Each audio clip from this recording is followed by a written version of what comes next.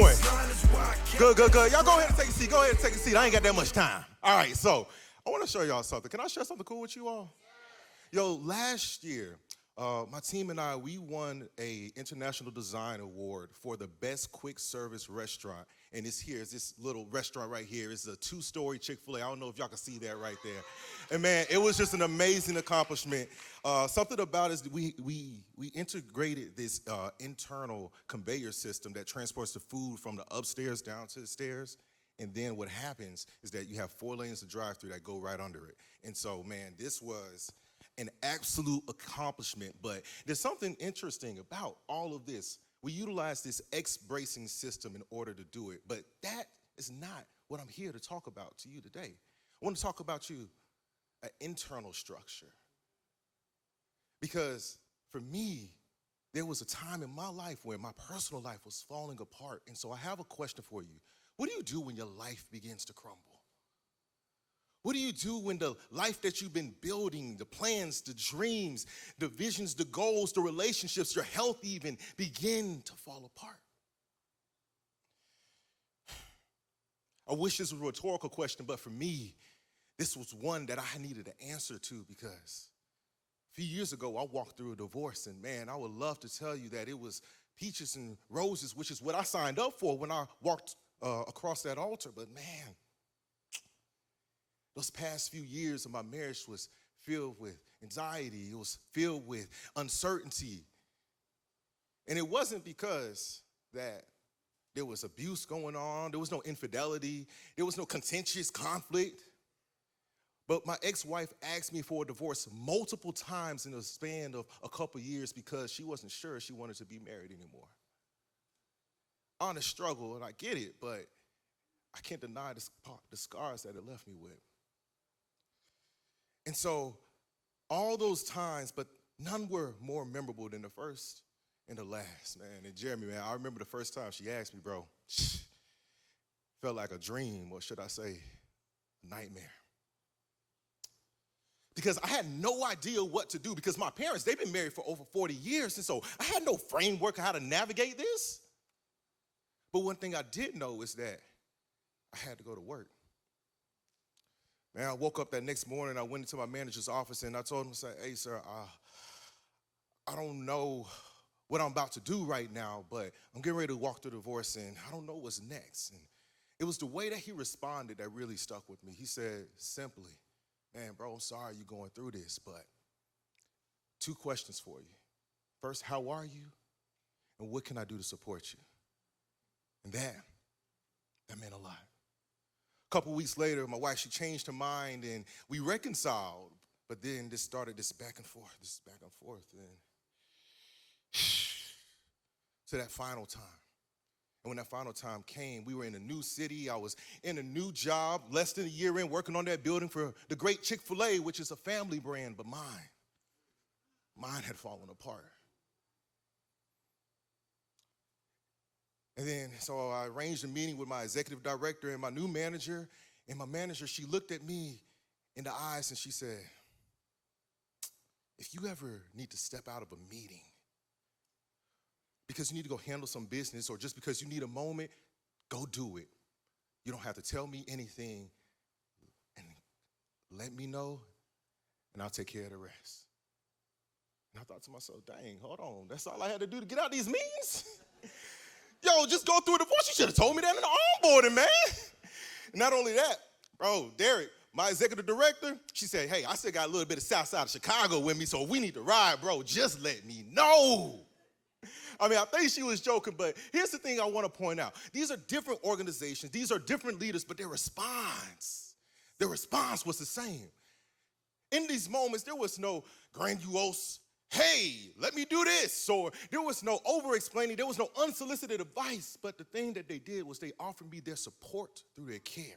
And it's because I knew that they cared that gave me the confidence to show up rather than shrinking back when life got heavy. I would love to tell you that my experience with pain is an isolated one, but the reality is this. Y'all, life happens. Divorce, loss of a loved one, illness, grief, unexpected changes in life. There is a 100% chance that you are going to encounter something. And when pain shows up, it doesn't simply just wait until after business hours. No, it walks right through those doors with us. And this is not an emotional or a personal problem. This is a business and operational problem. Let me tell you why. Because research shows that when significant life events happen, they increase our anxiety, our depression, and cognitive overload, and that directly impacts our ability to focus, make decisions, and our performance. And U.S. organizations, they report that when life stress and grief go unsupported, they lose tens of billions of dollars in loss of productivity. And when you look at that number globally, it is over $1 trillion. And so you tell me, is this a problem? Oh, are you? Yes. So here's what I learned, is that care is not the opposite of productivity. It's actually the foundation of it. Because care leads to trust. Trust leads to loyalty. And it's that sense of loyalty that is going to ensure that that person is going to show up and give you 100% of whatever they have in that moment. And here's the second thing I learned. I needed a plan. I remember after that final divorce request, I was in the car on the phone with my pastor. And he said something significant to me. He said, Marcus, we knew this day might come, and we hope it didn't. But now that it's here, I only have one question for you. What's your healing plan? And it was in that moment that I knew if I wanted any chance to show up, and not only show up, but to survive, not only to survive, but to move forward in a healthy way, is that I needed a plan. So Derek, I built one. And this is no emotional support plan, but this is a plan to, as I healed, to help me stay present and productive while I was in the process. And this is what I want to give to you today. And trust me, the plan is nice. No, for real, it's nice. N-I-S-E, nice. And so the first thing I need you to do to help you build your plan for when pain shows up at your door, because remember, it's a 100% chance that it will. Go ahead, put out your notes. Here we go. We're going to start out with N. The first one is to name it. We have to be able to name our pain, name what hurts, to be able to name also our weaknesses as well as our vices that we're going to have to guard against. Because that is going to allow us to do the next step, which is to I. Somebody say I. Yes, that is to involve others, all right? Because we have to learn how to practice functional transparency. And it's that functional transparency that we are able to share with trusted others that have the capability and the capacity to show up and support us. Because everybody don't need to know your business. All right. And so we're going to move to the next one, and that is to S, shrink the goal. Because I like to talk about this in my book, Hope Beyond the Pain, because when life gets heavy, you don't need to lower your standard, but you may need to lower your scope. Or as the Proverbs will say, hope deferred make heart sick, but it's a tree of life that actually leads us.